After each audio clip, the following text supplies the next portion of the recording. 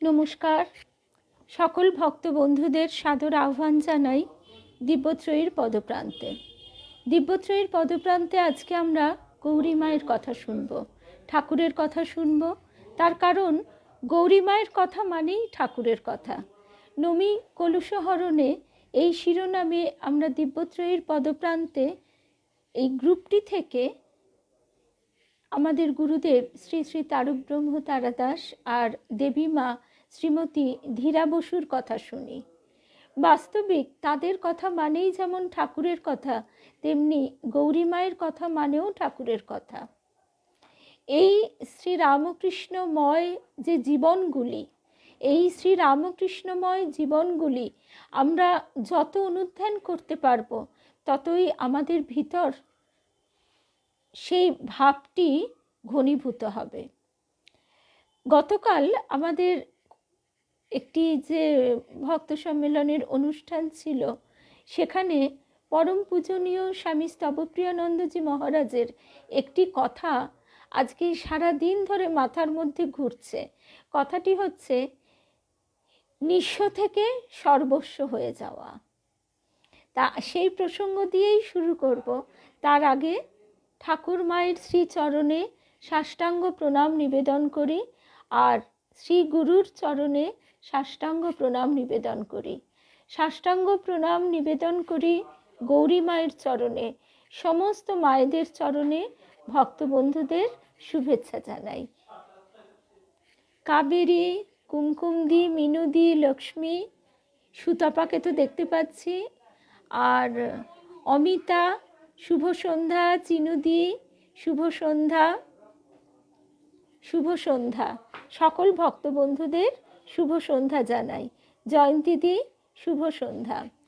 তা আজকের দিনটা ওই যে এক একটা কথা যেরকম মনের মধ্যে শিকড় গেড়ে বসে, ঠিক সেই রকম মহারাজজির বলা এই কথাটি ঘুরে ফিরে মনে হচ্ছে নিঃস্ব থেকে সর্বস্ব হওয়া। কবির গানে এই ভাবটি ফুটে উঠেছে এইভাবে: শূন্য করে ভরে দেওয়া যাহার খেলা, তারই লাগি রইনু বসে সকল বেলা। এটি শীতের গান যদিও প্রকৃতি পর্যায়ের, কিন্তু আমরা দেখতে পাই যে শীতে যেমন সমস্ত পাতা ঝরে যায়, রিক্ত নিঃস্ব হয়ে যায়, কিন্তু ফুরিয়ে যায় না। সে তার পুরাতনকে বিসর্জন দিয়ে নতুনে সজ্জিত হয়, সুসজ্জিত হয়। শুভ সন্ধ্যা বিলাসপুরের দিদি রূপা কেয়া, শুভ সন্ধ্যা রূপা ভট্টাচার্য। আর রূপা গাঙ্গুলিকে এখনো দেখতে পাচ্ছি না, কেয়াকে পাচ্ছি। বনানী ঘোষ মায়ের পদপ্রার্থী, বিলাসপুরের দিদি শ্রাবণ, সকল ভক্ত বন্ধুদের শুভ সন্ধ্যা জানাই। আর কথা না বলে শুরু করি আজকের কথা। তো আজকে তো গৌরী মায়ের জন্মতিথি পূজা হচ্ছে। এমনিতে গৌরী মা কোনোদিন তার জন্মদিন বা জন্মতিথিটি প্রকাশ্যে আনেননি। তিনি নিজেকে এতটাই আড়ালে রাখতে চাইতেন। তিনি একেবারেই যশ ইত্যাদি তো দূরের কথা, নিজেকে কোনোভাবেই তিনি সামনে আনতে চাইতেন না। এমনকি একথাও শুনেছি, যখন শারদেশ্বরী আশ্রম প্রতিষ্ঠা হলো, তার তো একটা দলিল থাকে। সেই দলিলে গৌরী মায়ের নাম প্রতিষ্ঠাতা হিসেবে যেই লেখা আছে দেখেছেন, মা কিন্তু একেবারে সঙ্গে সঙ্গে বললেন না না, এটা চলবে না। কিন্তু তারপর গৌরী মাকে অনেক বুঝিয়ে সুঝিয়ে, একটা আইনের ব্যাপার আছে এইসব বলে তাকে নিরস্ত করা হলো। শুভ সন্ধ্যা অভিক, অনেক দিন পর তোমাকে দেখতে পাচ্ছি। কৃষ্ণা, সকল ভক্ত, সাহানা, শুভ্রাদি, শুভ্রা, শুভ সন্ধ্যা। তা যাই হোক, যে কথায় আমরা ছিলাম, তাই এই নিঃস্ব থেকে সর্বস্ব, ঝরা পাতাগুলি যেভাবে ঝরে যাবার পর নতুন অঙ্কুরোদ্গম হয়, ঠিক সেইভাবে আমাদেরও মনের মালিন্য খসে যায় জগতের থেকে পাওয়া দুঃখ, তাপ ইত্যাদিতে। যদিও জগতের বলা হচ্ছে অস্তিত্ব নেই, কিন্তু আমরা সেই পর্যায়ে তো পৌঁছতে পারি না। তা সুতরাং জগৎ থেকে, অর্থাৎ বহির্মুখী যে আমাদের ইন্দ্রিয়াদি মন, সেইখান থেকে আমরা যে তাপ পাই, বেদনা পাই, আঘাত পাই, তাতে আমাদের বাইরের যে আবরণ মালিন্য নির্মকের মতো খসে পড়ে। রবি ঠাকুরের আরেকটি গানেরও কথা খুব মনে পড়ে, বহুক তোমার ঝড়ের হাওয়া আমার ফুলবনে, শুকনো পাতা মলিন কুসুম ঝরতে দাও। অর্থাৎ তিনি যেন ঝড়, শ্রী রামকৃষ্ণ নামের ঝড় উঠেছে। এটি বলে আমারই এক গুরু দিদি রত্নাদি, বলে দেখ কথামৃতে ঠাকুর বলছেন কৃপা বাতাস, কিন্তু এখন যেন মনে হয় কৃপার ঝড় তুলে দিয়েছেন তিনি। তিনি সকলের কানে কানে প্রাণে প্রাণে সেই আনন্দ বারতা ছড়িয়ে দিচ্ছেন। শ্রী রামকৃষ্ণ নামের মধু তিনি সকলকে পান করাচ্ছেন। এ এক আশ্চর্য যুগ এসেছে, এটা মানতেই হবে। আর যে কথাটি, আরেকটি কথা মনে পড়ছে, আরেকটি গানের কথা, সেটি হচ্ছে, এই গানটা সবাই জানে এবং এর একটা হিন্দিও ভার্সন বোধহয় না, মানে আছে, সিনেমার নামটা বলতে পারবো না, অমিতাভ বচ্চন আর জয়া ভাদুরী। গানটা হচ্ছে, যদি তারে নাই চিনি গো সে কি আমায় নেবে চিনে, এই নব ফাল্গুনের দিনে। গীতায় বলা হচ্ছে যে তিনি ঋতুর মধ্যে মধু ঋতু বসন্ত, আর বসন্ত ঋতুতে চারিদিকে প্রাণের একটা স্পন্দন দেখা যায়। সমস্ত কিছুর মধ্যে একটা নতুন নতুন করে সেজে উঠবার একটা আনন্দ বার্তা চারিদিকে ছড়িয়ে পড়ে পুষ্পে পল্লবে। আর এই মধু ঋতুতেই আমাদের ঠাকুরের আবির্ভাব। এও একটা অদ্ভুত। এবং আমার মনে পড়ে যে একটা এই গানের যে একটা অদ্ভুত উদাসী সুর, এই সুরটি সকল মানুষকে পাগল করে দেয়। যে যদি তারে নাই চিনি গো সে কি আমায় নেবে চিনে, সে কে সেটা আমরা বুঝতে পারি না। সে কি আমার কুড়ির কানে কবে কথা গানে গানে। তো তাই আজকে মনে হচ্ছিল মহারাজজি একটি কথা কালকে বলছেন, স্বামী স্তবপ্রিয়ানন্দজি, যে আমাদের প্রত্যেকের ভিতর তিনি সুপ্ত অবস্থায় আছেন, তাকে জাগিয়ে তোলা। তাকে জাগিয়ে তোলেন গুরু শ্রী রামকৃষ্ণ শক্তি। সেই জাগরণীর মন্ত্র আমাদের প্রাণে তিনি ঢেলে দেন। সেই ভালোবাসার ছোঁয়ায় সেই অঙ্কুরোদ্গম ঘটে। অঙ্কুর থেকে যখন আস্তে আস্তে সেটি শাখা প্রশাখা বিস্তার করে, নবপত্রে পুষ্পে সজ্জিত হয়, যখন কুঁড়ি ধরে তখন তার সুগন্ধ পাওয়া যায় না। কোনো কুঁড়িতে সাধারণত সুগন্ধ সেইভাবে বিকশিত হয় না, কিন্তু কুঁড়িটি যখন বিকশিত হয় আস্তে আস্তে তার সুগন্ধে চারিদিক আমোদিত হয়, তখন কাউকে ডেকে সে বলতে হয় না, দেখাতে হয় না। ঠিক তেমনি আমাদের গুরুদেব বলছেন যে ঐহিক প্রেমের পথে ঘা খেয়ে চলতে চলতে সত্যকার প্রেমের পথটিকে চিনে নাও। ঐহিক প্রেম মানে পার্থিব প্রেমে দোকানদারির সম্পর্ক, দেনা পাওনার সম্পর্ক, স্বামী স্ত্রী হোক, এমনকি সন্তানাদিও হোক, তবু মা মানে বাবাকে বাদ দেওয়া হচ্ছে না। এই মাতৃত্বের যে বাৎসল্যের যে ভালোবাসা, সেই জায়গাটা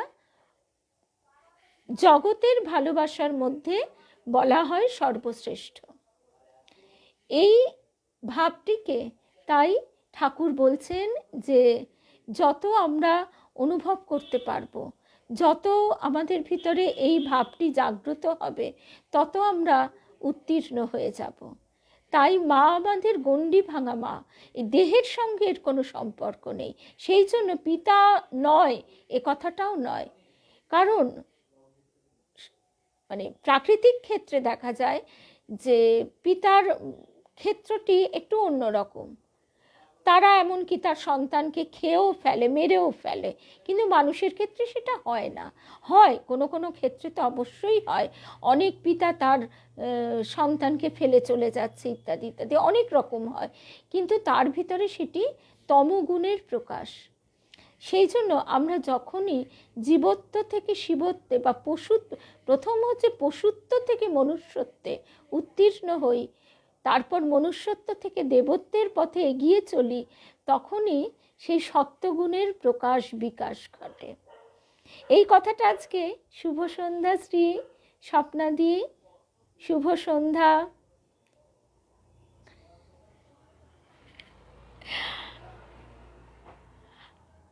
আমার একমাত্র ভাই আজকে রয়েছে এবং সে আমাকে যথারীতি ছোটবেলার মতো এখনো জ্ঞান দিয়ে দিল একটি। পূর্ণিমা শুভ সন্ধ্যা, রীতাদি শুভ সন্ধ্যা, মধুমিতা শুভ সন্ধ্যা। তা যাই হোক, আমরা আবার আমাদের প্রসঙ্গে ফিরে আসি। তো গতকালের এই কথাটি খালি আজকে বারে বারে বারে বারে মনে হচ্ছে। তা তিনি আমাদের কৃপা করে চিনে নেন, আমরা কি তাকে চিনতে পারি তা নয়, তিনি আমাদের চিনে নেন এবং তিনি আমাদের কাছে টেনে নেয়। এই চুম্বক, বড় চুম্বক পাথর, কথামৃতে ঠাকুর বলছেন যে বড় চুম্বক পাথরের যে আকর্ষণ, ছোট চুম্বক তখন আর টানতে পারে না। ভগবান হচ্ছেন সেই বড় চুম্বক পাথর। তারপর আজকে আমাদের গৌরী মায়ের জন্মতিথি পূজা, তাই একটুখানি গৌরী মায়ের কথা আজকে শুনতেই হবে, কারণ গৌরী মা আজকে আমাকে দিশা যে কথাটা বলছে যে গৌরী মায়ের কথা পড়বি, গুরুদেব বলেছেন। কারণ গৌরী মায়ের মধ্যে যে স্পিরিট, স্বামীজি বলছেন স্টায়ারিং স্পিরিট, সেই হাজার হাজার গৌরী মা চাই। কারণ আমরা নিজেদেরকে যদি সেই আলোয় আলোকিত করতে পারি, তবেই গৌরী মায়ের কথা শোনা সার্থক হয়। মনসাদ্বীপে আমরা গিয়েছিলাম, তো সবাই জানেন কালকে মহারাজজির সঙ্গে কথা হচ্ছিল। তা এই মনসাদ্বীপে যাবার আমার প্রধান আগ্রহ ছিল এইটি যে সেই স্থানটি স্পর্শ করে আসা, সেই স্থানটি ছুঁয়ে আসা, যেখান থেকে 18 বছরের গৌরদাসী, তখন তো তিনি গৌরদাসী হননি, তখন তিনি মৃণালী, তিনি সেখান থেকে পালিয়ে গেলেন, তিনি একটা ঝোপের আড়ালে লুকিয়ে রইলেন তার আত্মীয় স্বজনকে চোখে ফাঁকি দিয়ে। তার গৌরী মা মৃণালী, তিনি তাদেরকে লক্ষ্য করে যাচ্ছেন। এমনকি তার দিদি জামাইবাবু গৌরী মায়ের মায়েরও যাওয়ার কথা ছিল, কিন্তু তিনি অসুস্থ হয়ে পড়ায় এবং এখনও সেখানে যাওয়া যথেষ্ট ডিফিকাল্ট, আর তখন তো মানে একটা কঠিন তীর্থযাত্রা ছিল। তো সেই কারণে গৌরী মায়ের মা যেতে পারেননি, দিদি জামাইবাবুর সঙ্গে গৌরী মা গেছেন এবং ঠিক ফাঁক বুঝে তিনি সেখানে তখন ওই নারকেল পাতা, তাল পাতা দিয়ে অস্থায়ী শিবির তৈরি করা হতো থাকার জন্যে, এখন যেরকম টেন্ট, সেখান থেকে তিনি রাতের অন্ধকারে পালিয়ে গেলেন। কারণ মৃণালী যখন ছোট ছিলেন তখন থেকেই তার ভিতরে এক অদ্ভুত আকুলতা, ওই যদি তারে নাই চিনি গো সে কি আমায় নেবে চিনে। তিনি চিনে তো নিয়েই ছিলেন, সেই কবে ঠাকুর তাকে দীক্ষা দান করেছিলেন, মন্ত্র দান করেছিলেন, আর শুধু তাই নয়, বলেছিলেন হলদে পাখি ওকে ঘরে বেঁধে রাখতে পারবে না। হলদে পাখি কেন? গৌরী মায়ের অন্তরের রং ছিল গেরুয়া। তা সেই দিন গৌরী মা বসে আছেন, ছোট্ট মেয়েটি 9 বছরের, 7-8 বছর কি ওই 8-9 বছর এরকম বয়স, তখন বসে আছেন। অন্যান্য সাথীরা তারা খেলা করছে, গৌরীমার খেলায় মন নেই। আজানুলম্বিত বাহু, সে এক অদ্ভুত সুপুরুষ, তিনি হেঁটে আসছেন। কালকে স্তবপ্রিয় নন্দজি মহারাজও বলছেন সুন্দর, কি অপূর্ব রূপ তার। তো সেই রূপের বর্ণনা যেখানে যেখানে আমরা পাই, সেই রূপ ধ্যান করতে করতে আমাদের চোখের সামনে ক্ষণিকের জন্যে হয়তোবা তিনি ধরা দিয়া আবার সরে যান। তো যে কথায় আমরা ছিলাম, তখন তো তাকে কে চেনে? তিনি হেঁটে এসে বলছেন, তুমি খেলছো না? গৌরীমা বলছেন, না, তার খেলতে ভালো লাগে না। তার মাথায় হাত দিয়ে আশীর্বাদ করে তিনি বলছেন, সেই মানুষটি কৃষ্ণ প্রেমে মতি হোক। এই বলে তিনি চলে গেলেন। এই যে মাথায় হাত দিয়ে আশীর্বাদ করলেন, তারপর থেকে তার মনের এক অদ্ভুত পরিবর্তন, আলোড়ন সৃষ্টি হলো। তিনি অবাক হয়ে চেয়ে রইলেন সেই চলে যাওয়া মানুষটির দিকে। কিন্তু তারপর বাড়ি ফিরে এসেও তার মনের সেই ঝড় আর থামে না। তার এক অভূতপূর্ব অদ্ভুত একটা অনুভূতিতে মন প্রাণ একেবারে ছেয়ে যাচ্ছে, এবং সে কথা তিনি কাউকে বলতেও পারছেন না। বলতে বলতে একদিন সুযোগ এলো, তিনি বেরিয়ে পড়লেন। তখনকার সমাজ বা দিনকাল একটু অন্যরকম ছিল। ওই ছোট মেয়েটি বাড়ি থেকে চলে গেছে, ওই কি যেন বাবা জায়গাটার নাম, ঘ দিয়ে, কে আর তো ওইখানেই বাড়ি গো, একটু নামটা মনে করো না, ওই সেই কচু বন আছে সেখানে। তো যাই হোক, সেইখানে ঠাকুর থাকেন, সেইখানে তার আত্মীয়ের বাড়িতে, সেই আত্মীয়ের বাড়িতে চলে গেলেন গৌরীমা। মৃণালী, ছোট্ট মৃণালী, বাড়ির লোক খোঁজ খোঁজ করছে, খুঁজে পাচ্ছে না। রাত্রিবেলা সে মেয়ে বাড়ি ফিরল না। সেই খুঁজতে খুঁজতে ঘোলা ঘোলা নিমতা এইবার মনে পড়েছে। সে ঘোলা নিমতা, সেইখানে কচু বনের মধ্যে দেখছেন একটা কুটির। তার দরজাটা একটু টাচ করতেই দরজাটা হাট করে খুলে গেল। ভিতরে গৌরীমা ছোট্ট মৃণালী দেখছেন, তামা আগুনে ধরলে যেরকম উজ্জ্বল রক্তবর্ণ হয়, ওই রকম লাল আলো। আর তার ভিতরে সেই সেদিনের দেখা সাধুটি বসে ধ্যান করছেন। সেই ধ্যান নিমগ্ন মূর্তির দিকে মৃণালী অবাক হয়ে চেয়ে আছেন। বেশ কিছুক্ষণ পর তার ধ্যান ভাঙল। তিনি চোখ চেয়ে স্মিত মুখে বললেন, এসেছিস? তো এই হচ্ছে ভগবান, বড় চুম্বক পাথর, তিনি টেনে নিয়ে এলেন। তারপর বললেন যে তিনি ঠাকুরই দেখিয়ে দিলেন একটি বর্ধিষ্ণু গৃহস্থ বাড়ি। সেই গৃহস্থ বাড়িতে তার রাতের আশ্রয়টি ঠাকুরই ঠিক করে দিলেন। আর তারাও এমন একটি সুন্দর বালিকা কন্যাকে পেয়ে একেবারে খুশিতে খুশি হয়ে গেল। আমরা আজকের দিন এরকম ভাবতে পারি না। দিন তো বদলায়, সমাজ হচ্ছে প্রবাহিত নদী, সেই জন্য নদীর স্রোতের মতন, তার গতিপথের মতো সমাজেরও পরিবর্তন হয়। তা পরদিন সকালবেলা ঠাকুরের আদেশে মৃণালী সেই বাড়ির আর সমস্ত মেয়েদের সঙ্গে গঙ্গা স্নান করে এলেন। ঠাকুর তাকে মন্ত্র দান করলেন। তার পরে পরেই বেলার দিকে মৃণালীর বাড়ির লোক, দাদা মা, সবাই খুঁজতে খুঁজতে, কেননা তারা জানে শৈশব থেকেই এই মেয়েটি একটু অন্যরকম, খুঁজতে খুঁজতে এসে পড়লেন। ঠাকুর বলছেন, ওকে যেন বকো না তোমরা, ও হলদে পাখি, ওকে ধরে রাখতে পারবে না। তারপর সেই দীক্ষিতা কন্যার কাছে মাথায় হাত বুলিয়ে বললেন, আবার দেখা হবে গঙ্গার পাড়ে। ব্যাস এইটুকুই হলো, তখনকার মতো এইটুকুই হয়ে রইল। তারপরে গৌরী মায়ের তো একটা বিরাট ঝড় বয়ে গেল জীবনে, বিবাহ নিয়ে। স্বাভাবিক নিয়মে বাড়ির সবাই বিবাহ দিতে উঠে পড়ে লেগেছে। এই নিয়ে প্রচণ্ড অশান্তির জীবন কেটেছে।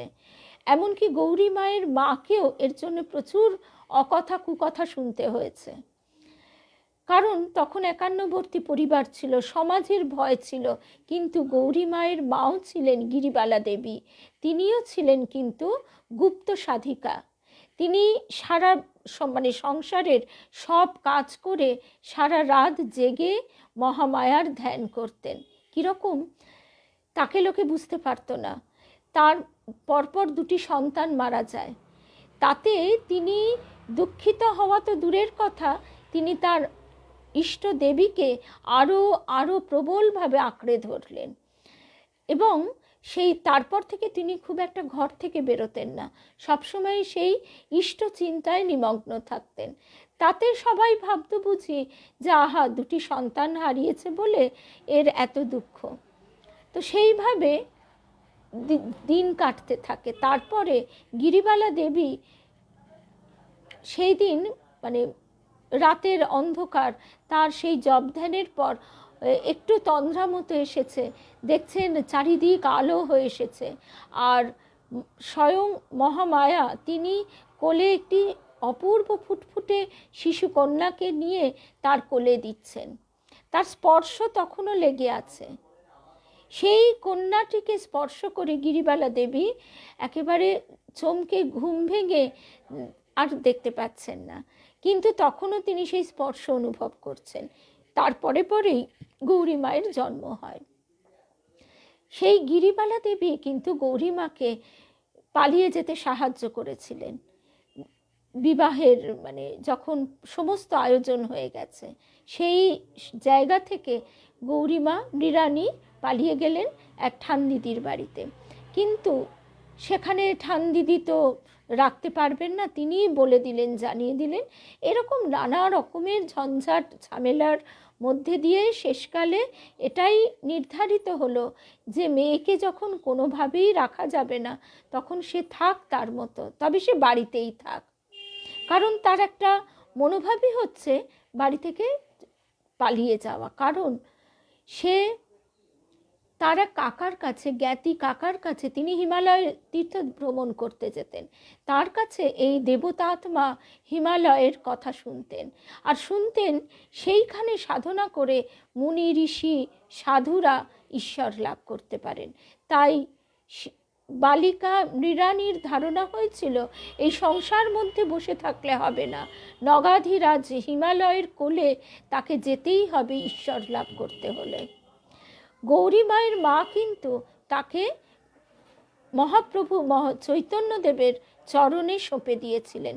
তিনি বলেছিলেন, তুমি যখন সত্যই ঈশ্বরকে চাও তখন আমি তার হাতেই তোমাকে সঁপে দিলাম। এইভাবে কন্যা সম্প্রদান হয়েছিল মায়ের হাত দিয়ে।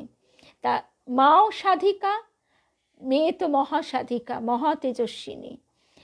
আবার কত কথাই মনে পড়ে যায়। তেমনি গিরিবালা দেবী কিন্তু শ্রী শ্রী মাকে অতটা মানতেন না, ঠাকুরকে মানতেন। আর গৌরী মা মানিয়ে ছাড়বেন, তা মা তো তা একদিন ওরকম জোর করে নিয়ে এসেছেন। গৌরী মা নিয়ে এসেছেন, সেই দিন যেই ঘটনাটি ঘটে যাবে তা তিনি জানতেন না। গৌরীমা যতই বোঝান বলেন, ততই গিরিবালা দেবী বলেন যে তোদের ইষ্ট দর্শন হয়নি, তোদের ঠিক হয়নি বলে তোরা এদিক ওদিক করে বেড়াস। আমি তাকে হৃদয় মধ্যে দেখেছি, তাই আমার আর কোনো কিছুই দেখার দরকার নেই। এই কথা বলতেন গিরিবালা দেবী। তা গৌরীমা নিয়ে এসেছেন, তা জানেন না সেদিনই সেই আশ্চর্য ঘটনা ঘটে যাবে। গিরিবালা দেবী শ্রী শ্রী মাকে প্রণাম করে মুখ তুলে তাকিয়ে বলছেন, হ্যাঁ মা তুমি? গৌরী মা পিছনে দাঁড়িয়েছিলেন, বিজয় গর্বে হাসলেন যে তিনি জানেন মা তাকে কৃপা করবেনই, মা তাকে দর্শন দেবেনই। তো এরকম অনেক ঘটনা। তা যেমন স্বামীজি হুঁকো পরীক্ষা করে দেখেছিলেন কি করে জাত চায়। তা তখনকার দিনের মেয়েরা আজও, তখন তো আরও বেশি, যেন একটা ওই সোনার পুটুলি, জামা কাপড় সোনার পুটুলি, এইরকম অবস্থা। তা তিনি হাতের বালা, সোনার বালা কামড়ে কামড়ে দেখে পরীক্ষা করছেন যে এর মধ্যে কি আকর্ষণ আছে যে এই সোনার গয়না পরবার জন্যে মেয়েরা এত ব্যাকুল হয়।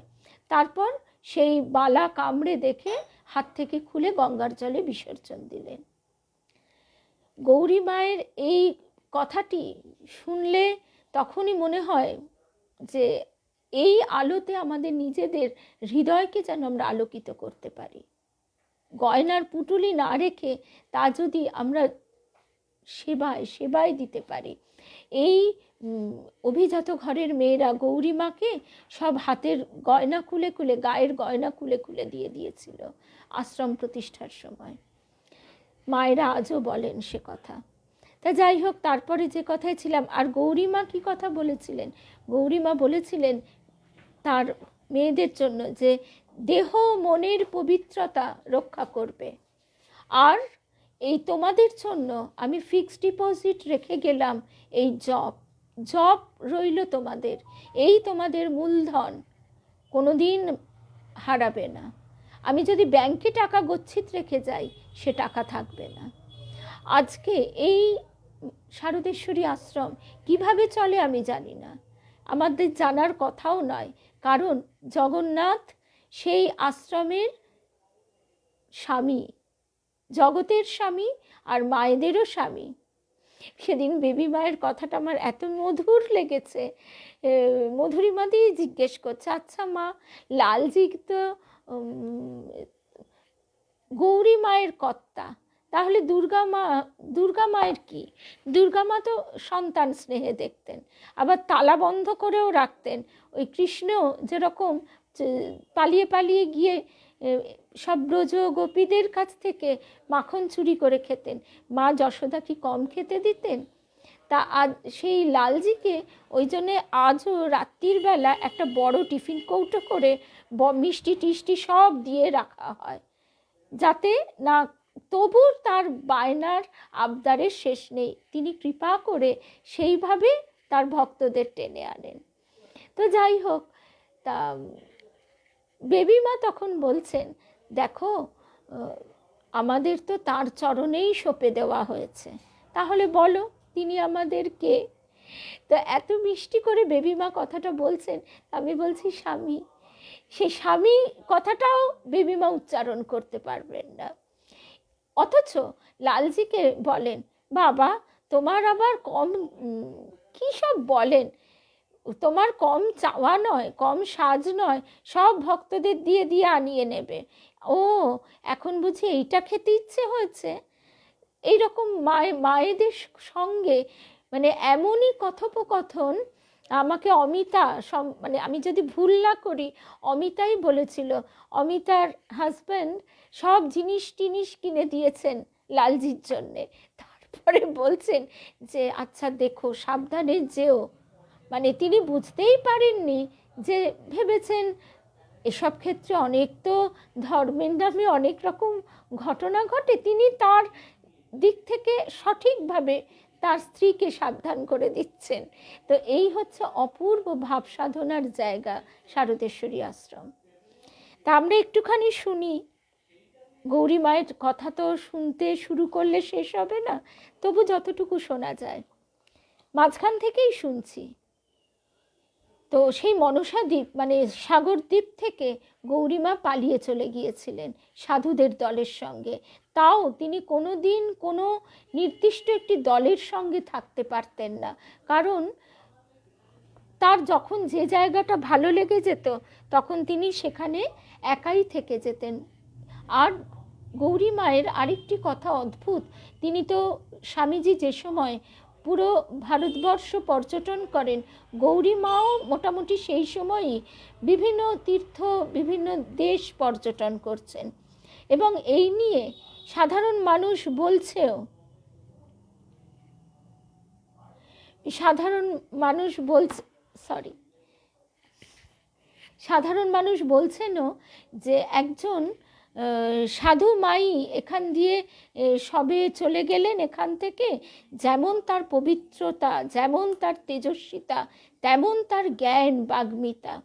আবার স্বামীজি এলেন, এসে এই কথা শুনেই বুঝতে পারলেন যে গৌরীমার কথা। আবার গৌরীমা শুনছেন রাজপুত্রের মতন এক সন্ন্যাসী, তিনি কদিন আগেই এখানে ছিলেন, তার কথা শুনে তাকে দেখে সবাই মন্ত্রমুগ্ধ হয়ে ছুটে এসেছে। তো এই গুরু ভাই বোন তারা, আর ঠাকুরের কথা যদি আমরা অনুধ্যান করি, আমাদের গুরুদেব যে কথা বলতেন যে অবতার লীলার মাহাত্ম্য এবং মাধুর্য, যে তার লীলা অনুধ্যান করেই আমরা উত্তীর্ণ হয়ে যাই, তার মধ্যে গৌরীমার কথা না জানলে, না অনুধ্যান করলে অসমাপ্ত থেকে যায়। তা এইখানে আমরা শুনি, তখন গৌরীমা বৃন্দাবনে, এবার বৃন্দাবন না, রাজস্থানে, এবার গৌরীমা চললেন তার বহু আকাঙ্ক্ষিত রণছোড়জির মূর্তি দর্শন করতে। অতীব মনোহর সে মূর্তি। গৌরীমা যখন মন্দিরে এসে প্রবেশ করলেন, ভোগারতি সবেমাত্র শেষ হয়েছে। নাট মন্দিরে জপ করতে বসেছিলেন গৌরীমা। দেখলেন মন্দিরের ভেতরে অপূর্ব এক বালক আহারান্তে আচমন না করেই দাঁড়িয়ে দাঁড়িয়ে তার দিকে তাকিয়ে হাসছে। ভুবনমোহন শ্যামসুন্দর সেই রূপ দর্শনে গৌরীমা মুগ্ধ বিস্ময়ে ভাবলেন যে এদেশে পুরোহিতদের ছেলেরা বুঝি এমনভাবেই প্রসাদ গ্রহণে অভ্যস্ত। কিন্তু তার আচারনিষ্ঠ মন কিছুতেই মানতে পারল না সে কথা। পরক্ষণেই গৌরীমা দেখতে পেলেন মন্দিরের বৃদ্ধ পুরোহিত এসে সযত্নে বালকের হাত মুখ ধুয়ে মুছিয়ে দিলেন, আর বালক হাসতে হাসতে মন্দিরে সিংহাসনের উপর উঠে বসলেন। গৌরীমার আর কোনো সংশয় রইল না যে কে এই অনিন্দ সুন্দর মনোহরণ বালক। তিনি মন্দিরের দরজায় লুটিয়ে পড়ে কাঁদতে লাগলেন। প্রধান পুরোহিত অপরিচিতা মেয়েটিকে এইভাবে আকুল হয়ে কাঁদতে দেখে স্নেহপূর্ণ স্বরে জিজ্ঞাসা করলেন, কি হয়েছে মা? কিছু কি দর্শন হয়েছে? গৌরীমার প্রাণের আবেগ কিছুমাত্র স্তিমিত না হয়ে উত্তরোত্তর তা বাড়তে লাগলো। কেবল মনে হতে লাগলো এই দর্শনানন্দ তো ক্ষণিকের তৃপ্তি, ক্ষণিকের আনন্দ, এতে তো তার বিরহ যন্ত্রণা শতগুণে বেড়ে যেতে লাগলো। ব্যথাতুর চিত্তে গুজরাট প্রদেশের তীর্থগুলি দর্শন করতে করতে এমন এক স্থানে উপস্থিত হলেন যে সেখানে এসে তার অদ্ভুত ভাবান্তর উপস্থিত হলো। মনে হতে লাগলো যেন অতি প্রিয়জনকে হারিয়েছেন। বুকের ভেতর পাষাণ ভার চেপে বসলো। দু চোখ বেয়ে সদাই অশ্রুপ্লাবন, অথচ গৌরীমা এই অনুভূতির কোনো কারণ খুঁজে পেলেন না। পরে তিনি জানতে পারলেন যে এই সেই প্রভাস তীর্থ যেখানে তার আরাধ্য দেবতা শ্রীকৃষ্ণচন্দ্র তনু ত্যাগ করেন স্বরাঘাতে। তার মানসচক্ষে ভাসতে লাগলো বৃক্ষপরি উপবিষ্ট যদুপতির সুকোমল রক্তাভ চরণ কমল, কিভাবে নিষ্ঠুর ব্যাধের তীক্ষ্ণ স্বরাঘাতে রক্তের স্রোতে ভেসে যাচ্ছে, আর লীলাময় ভগবান দাপর যুগের খেলা সাঙ্গ করে আপন স্বরূপে বিলীন হয়ে যাচ্ছেন। গৌরীমা পরে বলেছেন যে যখনই তিনি যে তীর্থে যান সেই তীর্থের দেবতা তাকে এইভাবে দর্শন শুধু দেন না, তার লীলা অবধি তিনি দেখতে পান। হ্যাঁ, আমরা অনেকটাই শুনে ফেলেছি, যাই হোক এখান থেকেই শুনি, মানে শোনো আর কি। হৃদয় বিদারক এই মানসচিত্র দর্শন সহ্য করতে না পেরে গৌরীমা তখনই প্রভাস তীর্থ ত্যাগ করে চলে গেলেন সুদূর পথে। গৌরীমা এখন কৃষ্ণ প্রেমে উন্মাদিনী। স্বপ্ন অথবা আভাসে অথবা মানস দর্শনে আর তিনি তৃপ্ত নন। হৃদয়ে দিব্যানন্দের অনুভূতিও এখন আর তাকে পরিতৃপ্ত করতে পারে না। মানুষ যেমন চর্মচক্ষে সারাক্ষণ প্রিয়জনকে দর্শন করতে চায়, শ্রীকৃষ্ণকেও সেইভাবে দর্শন করার জন্য তার অন্তর অহরাত্র ব্যাকুল হয়ে খুঁজতে লাগলো শ্যামসুন্দরকে। কৃষ্ণ বিরহে উন্মাদিনী গৌরীমা আবার ফিরে এলেন বৃন্দাবনে।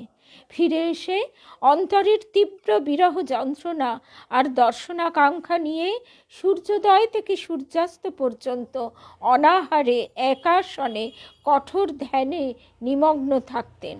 আবার কখনো বৃন্দাবনের পথে পথে মন্দিরে যমুনা তীরে পাগলের মতো খুঁজে বেড়াতেন কোথায় তার শ্যামল বংশীধারী গিরিধারী লাল। আবার কখনো বা নির্জন স্থানে গিয়ে অভিমানী শিশুর মতো আছাড়ি পিছাড়ি খেয়ে ব্যাকুলভাবে কাঁদতেন, ঠাকুর তোমারই জন্য আমি ঘর ছেড়ে এসেছি, একটি বার প্রাণ ভরে দেখা দাও। বংশীধারীর দর্শন যখন প্রাণ ভরে পেলেনই না, অভিমান ভরে ভাবলেন গৌরীমা যে বৃন্দাবন ত্যাগ করে চলে যাবেন, আর কখনো আসবেন না। তারপর তার মনে হলো যে দূরে গেলে তো বংশীধারীর কিছুই ক্ষতিবৃদ্ধি হবে না, বরং নিজেরই কষ্ট বাড়বে। এই বিচার করে স্থির করলেন এই দুঃখের জীবন আর রাখবেন না। আত্মবিসর্জন করবেন বলে গভীর রাত্রে একাকী গোপনে ললিতাকুণ্ডে এলেন। কিন্তু জীবন বিসর্জন দেবার চরম মুহূর্তে ঘটল এমন এক অলৌকিক ঘটনা যে তার কঠোর সংকল্প থেকে তিনি সরে এলেন। ঠিক এমনি করে আরও একবার তিনি সরে এসেছিলেন। ঠাকুরের প্রকট লীলা যখন সমাপ্ত হয়েছিল, তাকে তো গৌরীমাকে ঠাকুর এক প্রকার ইচ্ছাকৃতভাবেই সরিয়ে দিয়েছিলেন।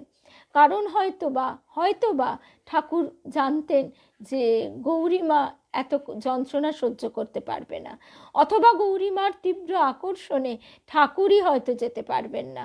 কারণ গিরিশ ঘোষ, নাগমহাশয় এরা যখন ঠাকুরকে তীব্রভাবে রাখতে চাইতেন, একবার ঠাকুর এরকম ছিটকে সরে গিয়ে বলছেন, না না না গিরিশ ঘোষকে, তুমি সব পারো। গিরিশ ঘোষ তার দেহে ঠাকুরের রোগটা আকর্ষণ করে নিতে চাইছিলেন। তো এই হচ্ছে সে অদ্ভুত লীলা, নরলীলা। তো এইবার ঠাকুরের সেই প্রকট লীলা সমাপনের খবর পেয়ে গৌরীমা আরও একবার জীবন বিসর্জন দিতে চেয়েছিলেন। তখন ঠাকুর তাকে দর্শন দিয়ে বলছেন, কিরে তুই মরবি নাকি? এই বকুনি খেয়ে গৌরীমা আর সে কাজ করলেন না। কারণ ঠাকুরের যে নির্দেশ আছে, ঠাকুরের নির্দেশ তোকে এই টাউনে বসে কাজ করতে হবে। তা সেই কাজ কিন্তু গৌরীমা শুরু করেছিলেন অনেক পরে। কারণ জীবন যন্ত্রণা তিনি দেখেছেন এই পর্যটনকালে। মেয়েদের কি কঠিন যন্ত্রণা, মানুষের কি যন্ত্রণা, সেই যন্ত্রণা দেখতে দেখতে তার যে উদাসী মন, বৈরাগী মন, সেই মন নিচে নেমে এসেছে। স্বামীজিরও তাই। কারণ এরা যে কোন লোকের দেবতা আমরা তা ধারণাই করতে পারি না। মন থেকে সমস্ত অভিমান দূর হলো। এক বিপুল আনন্দ প্রবাহে ভেসে নিজেকে তিনি হারিয়ে ফেললেন। পরদিন সকালে ব্রজরমণীরা তার অচেতন দেহ ললিতাকুণ্ডের পাশে পড়ে থাকতে দেখে সেবা যত্ন করে নিজেদের বাড়িতে রেখে সুস্থ করে তুললেন। এই ঘটনার পর তার তীব্র বিরহ দহন কিছুটা প্রশমিত হলেও দেখা গেল এক অদ্ভুত ভাবাবস্থা। আত্মানন্দে বিহ্বল তিনি কখনো হাসি, কখনো কান্না, আবার কখনো অচৈতন্য অবস্থায় বসে থাকেন। আঘাতে দেহের কোথাও কেটে গেলেও হুঁশ নেই যে রক্তপাত হচ্ছে। বাইরের কোনো চেতনাই তার নেই। ললিতাকুণ্ডের ঘটনার পর এবং এই বিশেষ অবস্থার কারণে লোকমুখে গৌরীমার খবর পৌঁছে যায় তার সেই শ্যামাচরণ কাকার কাছে, যিনি তাকে এর আগেও একবার কলকাতায় ফিরিয়ে দিয়েছিলেন। তিনি গৌরীমাকে উদ্ধার করে নিয়ে গেলেন নিজের বাড়িতে, আর তার শোকার্তা গর্ভধারিণীর লেখা চিঠিগুলি দেখালেন।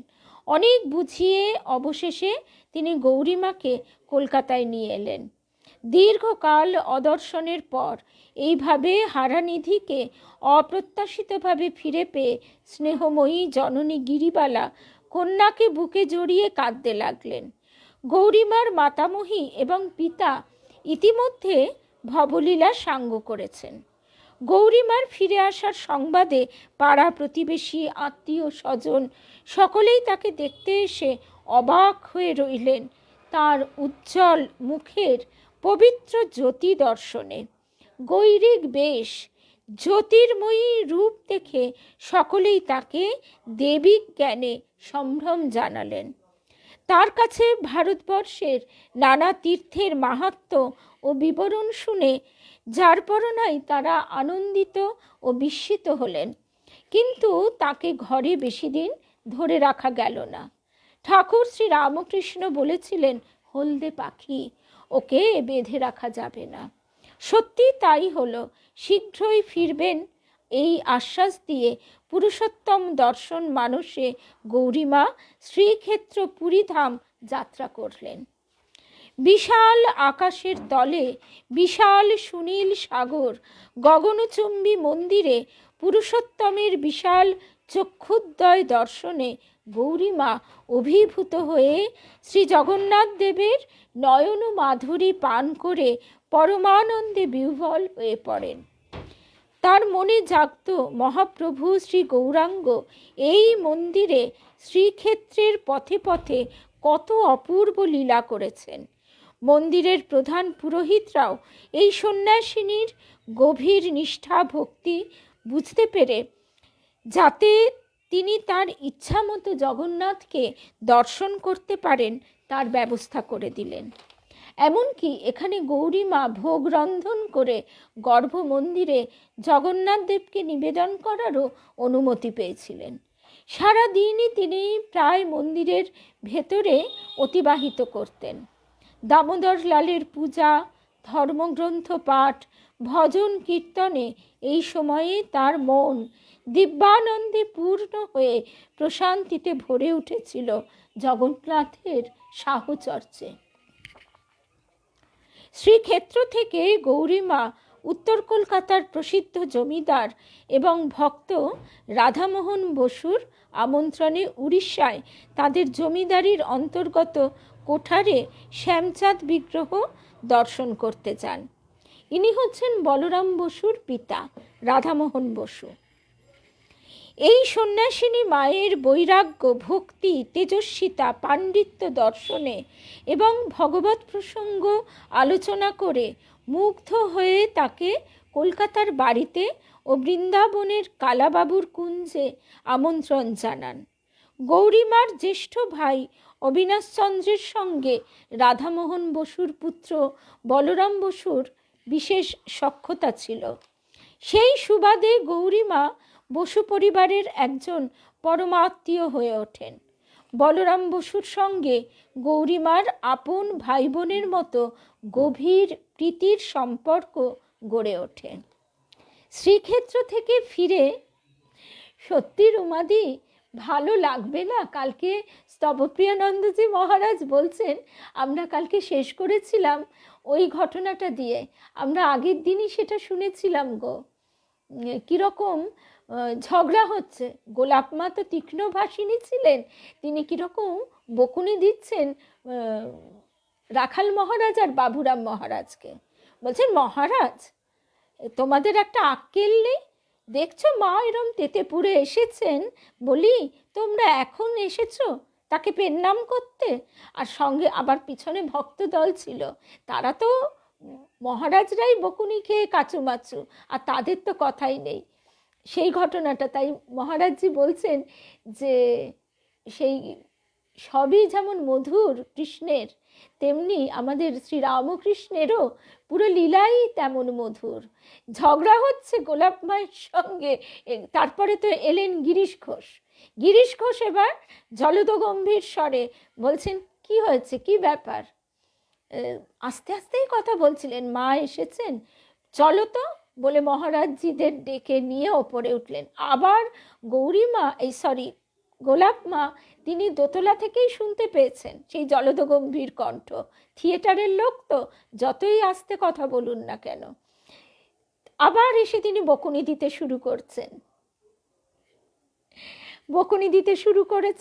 সেই বকুনি শুনে গিরিশ ঘোষ মশাই আবার বলছেন হ্যাঁ বাজা মেয়ে, আবার কোথায় ছেলেদের মুখ দেখে মায়ের প্রাণ জুড়বে, তা উনি এসেছেন আমাদের বকুনি মানে মাকে সামলাতে, এরকম ঠিক এইরকম আর কি কথাটা, এই ঝগড়াঝাটি।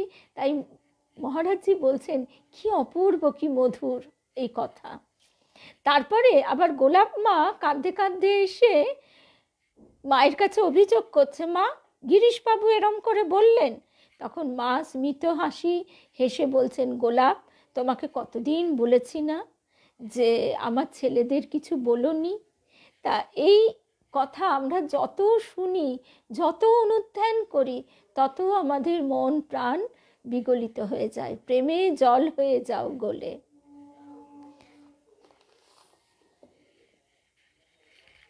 আমাদের রুমা দুজনেই রুমা দত্ত, একজন রুমাদি একজন রুমা। আচ্ছা, আবার আমরা গৌরী মায়ের কাছে জগন্নাথ ধামে ফিরে আসি।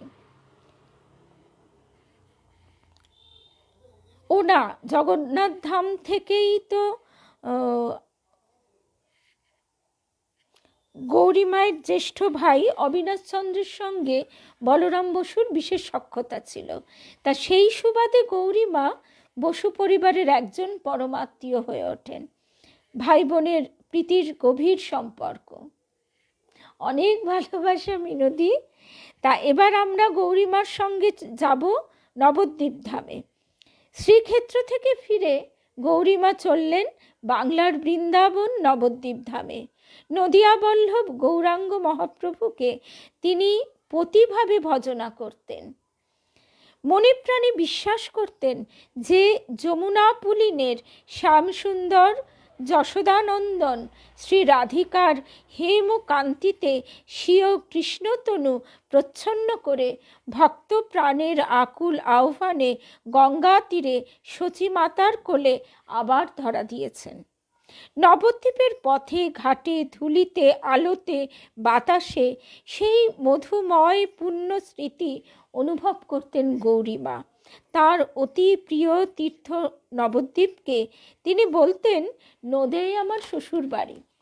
এমনকি পথ চলতে চলতে নিত্যানন্দ প্রভুর মূর্তি দর্শনে আপন ভাসুর ঠাকুর বোধে মাথায় ঘোমটা দিতেন।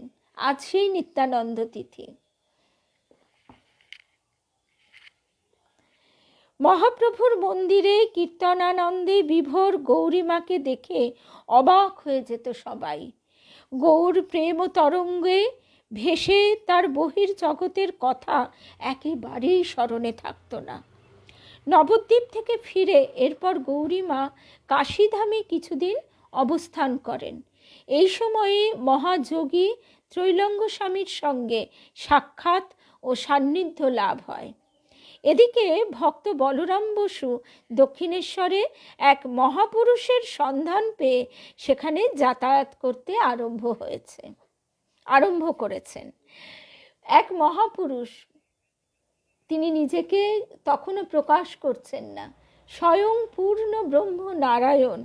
তিনি তখন একটু একটু করে ভক্তদের আকর্ষণ করছেন। বলরাম বসু জানতেন গৌরী মা অনেক শাস্ত্র পাঠ করেছেন, সাধু সঙ্গ, তীর্থ দর্শন, সাধন ভজন করেছেন। তবু তার একান্ত ইচ্ছা হয় তার এই সন্ন্যাসিনী দিদিকে একবার দক্ষিণেশ্বরের সাধুটির কাছে নিয়ে যাবেন। চিঠির পর চিঠি লেখেন, দিদি, দক্ষিণেশ্বরে এক মহাপুরুষের দর্শন পেয়েছি। সনক সনাতনের মতো তার ভাব, ভগবত প্রসঙ্গ বলতে বলতেই তার সমাধি হয়। তুমি কলকাতায় এসে একবার তাকে দর্শন করো দিদি। গৌরী মার কিন্তু বিশেষ হেলদোল দেখা যায় না। ইতিমধ্যে গৌরী মা ঋষিকেশ রওনা হয়েছেন বদ্রীনারায়ণ দর্শন মানসে, কিন্তু তার ইচ্ছা পূর্ণ হলো না।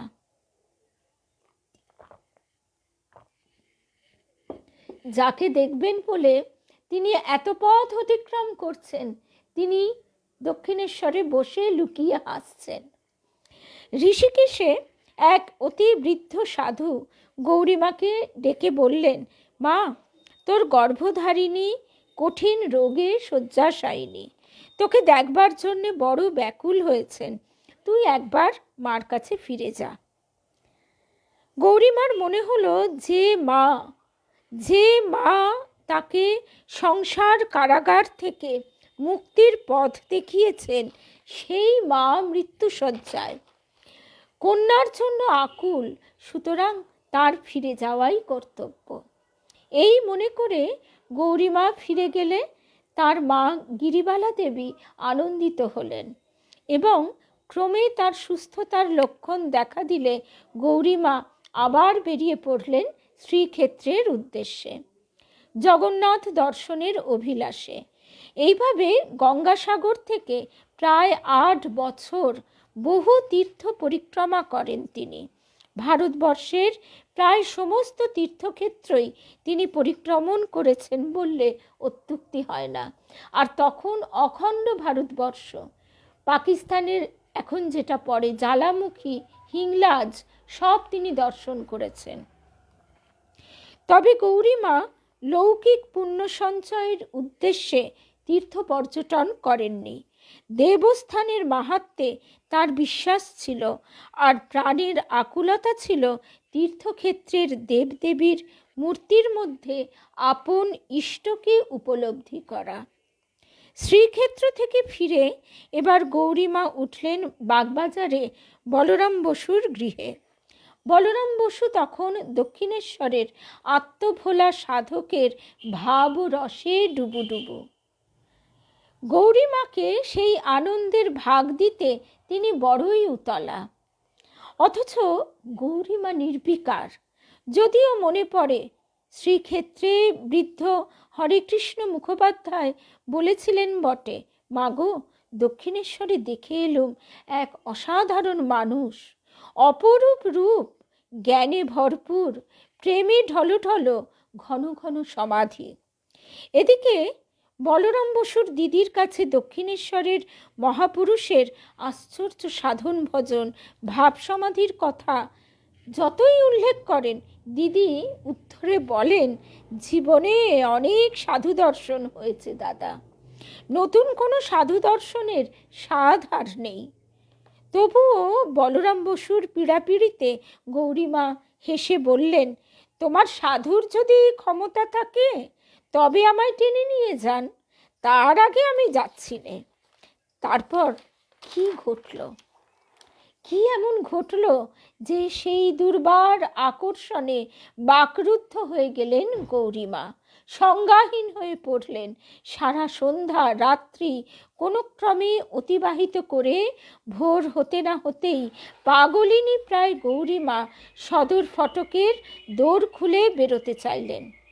দারোয়ান শুনেছিলেন মাই অসুস্থ হয়ে পড়েছেন, তাই একা তাকে বেরোতে দিচ্ছে না, দারোয়ান বেরোতে দিচ্ছে না। দারোয়ানের চেঁচামেচিতে বেরিয়ে এলেন বলরাম বসু। সব শুনে বললেন, দিদি দক্ষিণেশ্বরে যাবে? নীরব সম্মতিতে চেয়ে রইলেন গৌরীমা, বাকস্ফূর্তি ঘটল না।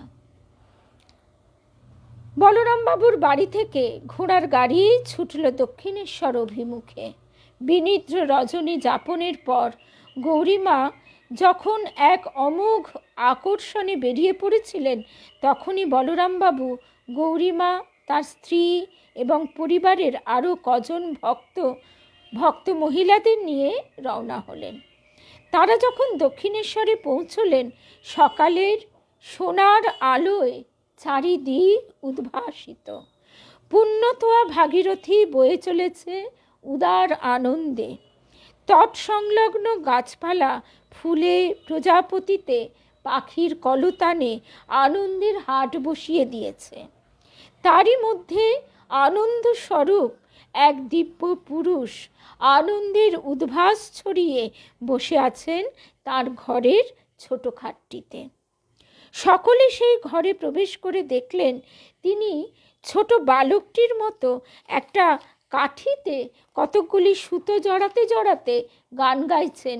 যশোদা নাচাতো গো মা, বলে নীলমণি, সেরূপ লুকালি কোথা, করালো বদনী শ্যামা। আশ্চর্যের বিষয়, তারা ঘরে প্রবেশ করা মাত্র মহাপুরুষের সুতো জড়ানো সমাপ্ত হলো। তিনি কাঠিটি একপাশে সরিয়ে রাখলেন। একদম মিতা। গৌরীমা অনুভব করলেন গত রাত থেকে যে অব্যক্ত বেদনায় কষ্ট পাচ্ছিলেন তা কোন জাদুমন্ত্র বলে উধাও হয়ে গেল, আর এক অপার্থিব আনন্দ ও শান্তির প্রলেপে তার হৃদয়, প্রাণ, মন শান্ত হয়ে জুড়িয়ে গেল। সকলে মহাপুরুষকে প্রণাম করলেন।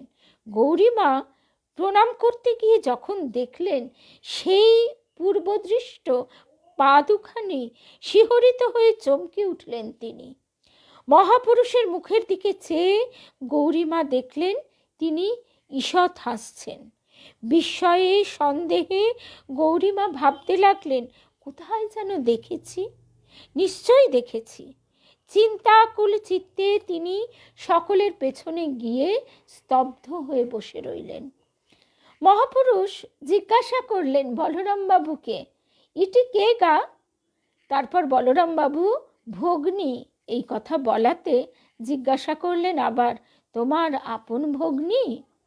বলরামবাবু খানিক ইতস্তত করে আগে হ্যাঁ বলাতে মহাপুরুষ রঙ্গোচ্ছলে বললেন, কায়েত? তখন বলরামবাবু হেসে সবিস্তারে পরিচয় দিতে মহাপুরুষ ঠাকুর শ্রীরামকৃষ্ণ হাসতে হাসতে মাথা নেড়ে বললেন, তাই বলো, এ যে এখানকার লোক গো, অনেক কালের চেনা। কারণ গৌরীমা ছিলেন ব্রজের গোপী, তারও আগে ছিলেন সত্যযুগের ঋষি। ঠাকুর শ্রী রামকৃষ্ণ বলতেন, গৌরদাসী বৃন্দাবনের গোপিনী। বলরামবাবু অত্যন্ত আশ্চর্য বোধ করলেন, কারণ তখন তো ঠাকুরকে কতটুকু চিনছেন, আর তিনি বা নিজেকে কতটুকু প্রকাশ করছেন। ঠাকুর শ্রী রামকৃষ্ণ গৌরীমা সম্বন্ধে কিছু বলবার আগেই এত কথা কি করে জেনে গেলেন? এরপর পরমানন্দে তারা ঠাকুরের সান্নিধ্যে অনেকক্ষণ কাটিয়ে যখন ফিরবেন, গৌরীমাকে ঠাকুর বললেন, আবার এসো মা। তাতেও ঘরময় এক আনন্দ তরঙ্গ বয়ে গেল। বলরাম বাবু রহস্য করে বললেন, বারে, সবাই একসঙ্গে এলাম আর দিদি একা পাশ হয়ে গেলেন। ঠাকুর শ্রী রামকৃষ্ণ এই কথা শুনে খুব হাসতে লাগলেন। এইভাবে হাস্য পরিহাসের মধ্যে দিয়ে গৌরীমার মন স্থির হয়ে ডুব দিল স্মৃতির অতলে। মানসপটে ভেসে উঠল একের পর এক ছবি, কৃষ্ণে ভক্তি হোক বলে সাধকের আশীর্বাদ, নিমতে ঘোলায় তার কাছে দীক্ষা লাভ, আবার দেখা হবে গঙ্গা তীরে, এই আশ্বাস বাণী। আগের দিন দামোদরের সিংহাসনে সেই চরণ দুখানি আয় আয় বলে মধুর গম্ভীর আহ্বান, দক্ষিণেশ্বরের দিকে প্রবল আকর্ষণ, সব কিছু গৌরীমার মনে পড়তে লাগলো। দীর্ঘকাল পরে আবার গঙ্গা তীরে গুরু শিষ্যা পিতা পুত্রীর দেখা হলো। গৌরীমার বয়স তখন 25 বছর। 9 বছর বয়সে দীক্ষা লাভের পর 16টি বছর কেটে গেছে। তার মধ্যে গৌরীমার জীবনে চলেছে প্রবল কঠিন তপস্যা। দক্ষিণেশ্বর থেকে ফিরে এলেও গৌরীমার মন কিন্তু গুরুপাদ পদ্মে নিবদ্ধ রইল। তিনি স্থির করলেন পরদিনই ফিরে যাবেন গুরুদেবের কাছে, তার সেবা করবার অনুমতি প্রার্থনা করলেন। পরদিন ভোরবেলা গঙ্গা স্নান করে দারোয়ানকে বললেন, দাদাবাবুকে বলো যেন আমার জন্য চিন্তা না করেন। সঙ্গে দামোদর আর 2খানি পরিধেয় বস্ত্র নিয়ে চললেন দক্ষিণেশ্বরে গুরু সন্দর্শনে। ঠাকুর স্বয়ং দাঁড়িয়েছিলেন সদর দরজায়। গৌরীমাকে দেখে হৃষ্টচিত্তে বললেন, তোর কথাই ভাবছিল। ঠাকুর শ্রী রামকৃষ্ণের কাছে গিয়ে দামোদরের সিংহাসনের উপর তার চরণযুগল দর্শনের কথা বলতে বলতে গৌরীমা অভিমান ভরে বলছেন, তুমি যে এখানে লুকিয়েছিলে, আগে তো তা বুঝতে পারিনি বাবা। কেন কেন লুকিয়েছিলে? উত্তরে ঠাকুর হেসে বললেন, তাহলে এত সাধন ভজন কি করে হতো? অনেক ভালোবাসা গো শ্রাবণ রেণুকাদি। সকল ভক্ত বন্ধুদের অনেক ভালোবাসা। তার কৃপায় আমরা আজ তার কথা শুনতে পাচ্ছি। ঠাকুরের সেবা যত্নের উদ্দেশ্যে শ্রী শ্রী মা তখন দক্ষিণেশ্বরের নহবতে বাস করতেন। গৌরীমাকে তার কাছে নিয়ে গিয়ে ঠাকুর বললেন, ওগো ব্রহ্মময়ী, একজন সঙ্গিনী চেয়েছিলে, এই নাও একজন সঙ্গিনী এলো। গৌরী মায়ের সঙ্গে শ্রী শ্রী মায়ের সম্পর্কটি ছিল একদিকে যেমন মাতা কন্যার, ভক্ত ভগবানের, গুরু শিষ্যার, তেমনি সখিত্বেরও। শ্রী শ্রী মা অত্যন্ত লজ্জাশীলা ছিলেন, তাই গৌরী মাকে সঙ্গিনী রূপে পেয়ে তার খুব আনন্দ ও সুবিধা হলো। শ্রী শ্রী মা দক্ষিণেশ্বরে না থাকলে গৌরীমা কলকাতায় গিয়ে থাকতেন, কিন্তু মন পড়ে থাকতো দক্ষিণেশ্বরে। একদিনের ঘটনা শুনলে ব্যাপারটি বোঝা যাবে।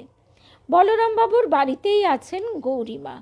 খাওয়ার সময়ে ঠাকুরকে দেখার জন্য এমনই মন ব্যাকুল হয়ে উঠল যে অর্ধেক খেতে খেতে হাত মুখ না ধুয়েই ঊর্ধ্বশ্বাসে দক্ষিণেশ্বরে চলে গেলেন।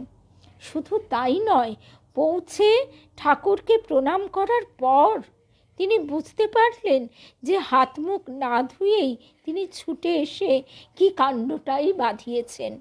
লজ্জিত হয়ে তাড়াতাড়ি গঙ্গায় গেলেন।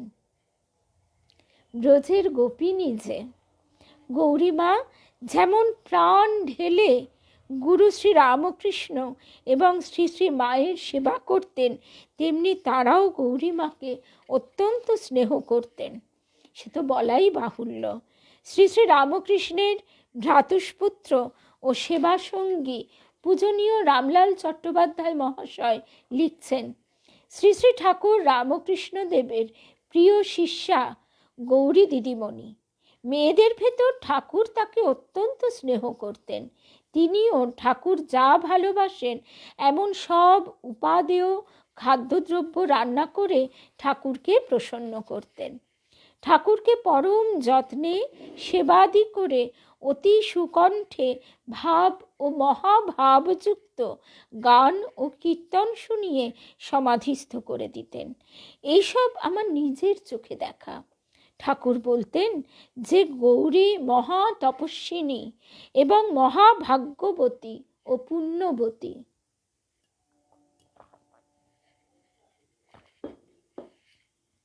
দক্ষিণেশ্বরে অবস্থানকালে ঠাকুর একদিন গৌরীমার হাতে সন্ন্যাসের বস্ত্র তুলে দেন। অন্যান্য বিধি ব্যবস্থা ঠাকুরের উপদেশ মতো তিনি নিজেই করেছিলেন। ঠাকুর স্বয়ং হোমে একটি বেলপাতা দিয়েছিলেন। গৌরীমার সন্ন্যাস নাম দেন ঠাকুর গৌরী আনন্দ, কিন্তু গৌরীমা তাতে বলেন আসলে গুরু শিষ্য তো নয়, মা মেয়ে, পিতা পুত্রী, বাবা মেয়ে, তাই বাপের কাছে আবদার করে মেয়ে আবদার এবং জোর। গৌরীমা ঠাকুর নাম দিলেন, তাতেও বলছেন আমি গৌরের দাসীর দাসী, তাতেই আমার আনন্দ। তাই তিনি বরাবর নিজেকে গৌর দাসী বলে গর্বানুভব করতেন, আর ঠাকুর তাই তাকে ডাকতেন গৌরী বলে। তাই গৌরী আনন্দ নামটি আর প্রচলিত হয়নি সেইভাবে। আর ভক্তেরা গৌরমা বলে সম্বোধন করতেন। আসলে ওই জন্যে অনেকেই জানেন না যে ঠাকুরের প্রথম একমাত্র সন্ন্যাস দীক্ষা এই গৌরীমাকে। ঠাকুর তো সহজে মন্ত্র দীক্ষাই দিতেন না। আর আসলে এরা তো যুগে যুগে অবতার, যুগে যুগে লীলা সঙ্গী। গৌরীমার নিত্য পূজিত নারায়ণ শিলা দামোদরকে ঠাকুর বুকে মাথায় করে আদর করতেন আর বলতেন তোর এটি সিদ্ধ শালগ্রাম। দামোদরকে শ্রী শ্রীমা জামাই ছেলে বলতেন, আর জামাই ষষ্ঠীতে তাকে কাপড় ও ফল মিষ্টি দিতেন। গৌরীমার একবার অভিলাষ হয়েছিল যে মহাপ্রভু গৌরাঙ্গদেব যেমন ভক্তবৃন্দ নিয়ে মহাভাবে মত্ত হতেন, শ্রীরামকৃষ্ণ অবতারে একবার অমনি দেখবেন। মনের কথা অবশ্য তিনি কাউকে বলেননি। পুথিকার শ্রী অক্ষয় কুমার সেন মহাশয় সেদিনের কথা লিখছেন, কিছুদিন পরে রবিবারে একদিন একত্রিত বহু ভক্ত নবীন প্রবীণ। সেই দিন গৌর মাতা মায়ের মন্দিরে রন্ধনশালায় রত ভকতির ভরে শ্রী প্রভুর সেবা হেতু পরম যতন খেচরান্ন ব্যঞ্জনাদি করেন রন্ধন। খেচরান্ন মানে খিচুড়ি। ঠাকুর বসে আছেন, ভক্তেরা সব আনন্দে মগ্ন হয়ে কথামৃত পান করছে, কেউ বা বাতাস করছে। এমন সময়ে হেনকালে গৌর মাতা ভক্তি অনুরাগে থুইল ভোজনের থাল শ্রীপ্রভুর আগে। প্রসন্ন চিত্তে ভোজন করতে করতে ঠাকুর ভক্তদের কাছে গৌরীমার ভক্তি ও বৈরাগ্যের কথা বলতে লাগলেন। এই সময়ে গৌরীমার ভাবাবেশ হলো। ঠাকুরও মহাভাবে আবিষ্ট হয়ে উঠে দাঁড়ালেন। মুহূর্ত মধ্যে সেখানে মহাভাবের বন্যা সব ভাসিয়ে দিল। ভক্তেরা কেউ বা একে অন্যের গায়ে ঢলে পড়ছে, কেউ বা মাটিতে গড়াগড়ি দিচ্ছে, আর কেউ বা জয় রামকৃষ্ণ উচ্চারণ করতে করতে বাহ্য চৈতন্য হারালো। ঠাকুর সকলের দেহ স্পর্শ করলেন।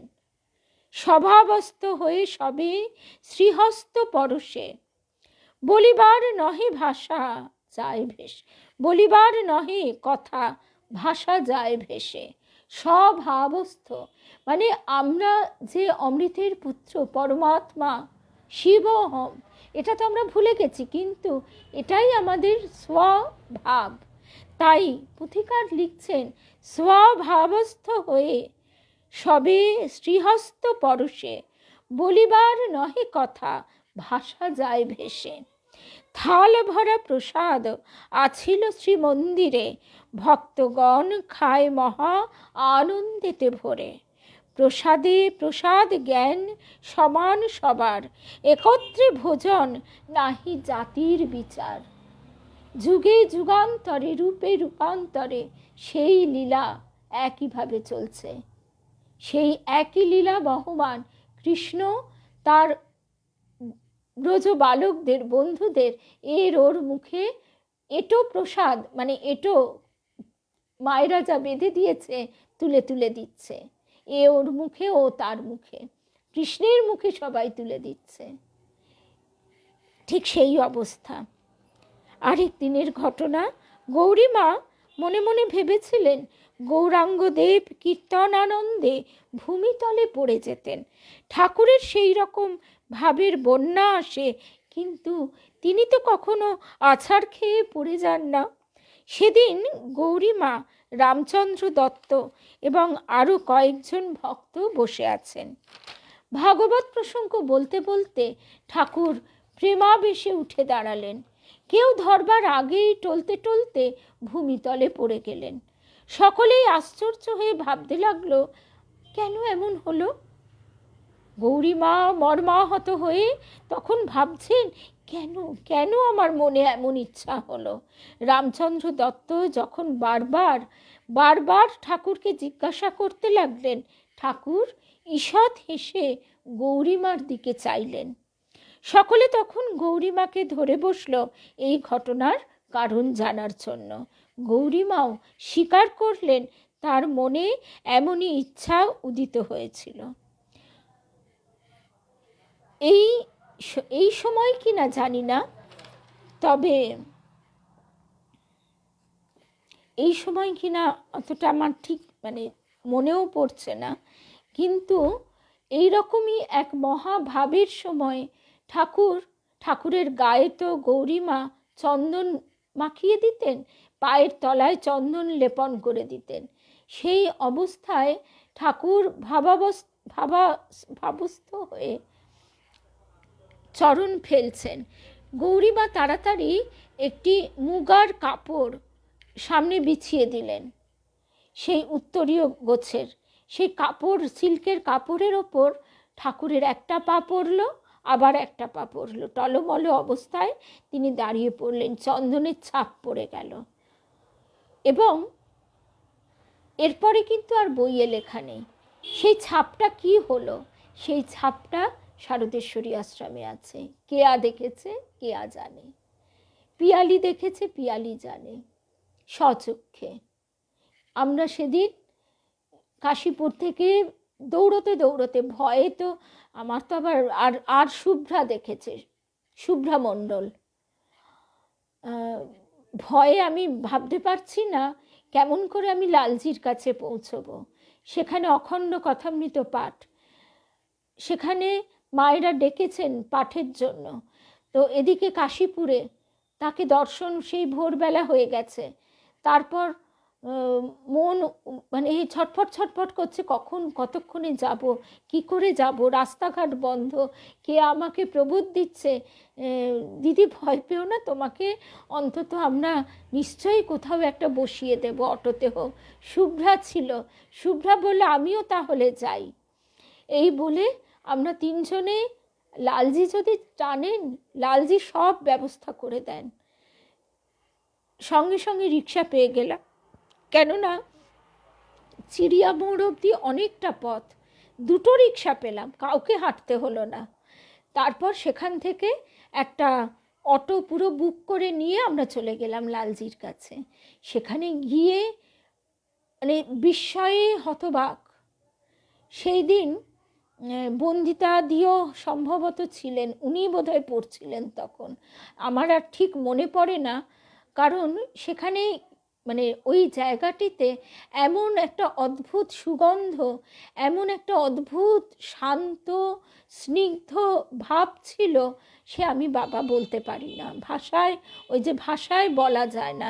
একটু আগে পুঁথিকারও যে কথা বলেছেন, কথা ভেসে যায়, ভাষায় বাঁধা যায় না। চরণ দুটি দেখে স্তম্ভিত। আর সেই মানে টলমলো অবস্থায় দাঁড়ালে প্রেশারটা তো কোথাও কম কোথাও বেশি পড়ে, ঠিক ওইভাবে ডেবে ডেবে আছে চন্দনের ছাপটা, কোথাও বেশি কোথাও কম। সে অপূর্ব প্রাপ্তি। গত বছর মানে 24 সালের 1 জানুয়ারি। ওই জন্যে মনে হয় খালি যে 24 সালটা এখন যে 25 সাল পড়ে গেছে কিছুতেই মনে হয় না, খালি মনে হয় 24 সালটাই আছে। তা এবারে খুব আশা নিয়ে আমরা সবাই গেছিলাম, কিন্তু ওই তিনি না চাইলে তো হবে না। আর মায়েরাও খুব মানে ভীষণ একটা কিরম উদাস মতো। বৃন্দামাকে বললাম, ও মা তুমি আনোনি মা ঠাকুরের শ্রীপদ চিহ্ন? বৃন্দামা অমনি একগাল হেসে বললেন, না দেরি হয়ে গেল তো আর আনলাম না। এখন ওই তার ইচ্ছা, তার ইচ্ছা, সবটাই তার ইচ্ছা। তিনি কখন কার কাছে কিভাবে কোথায় ধরা দেবেন।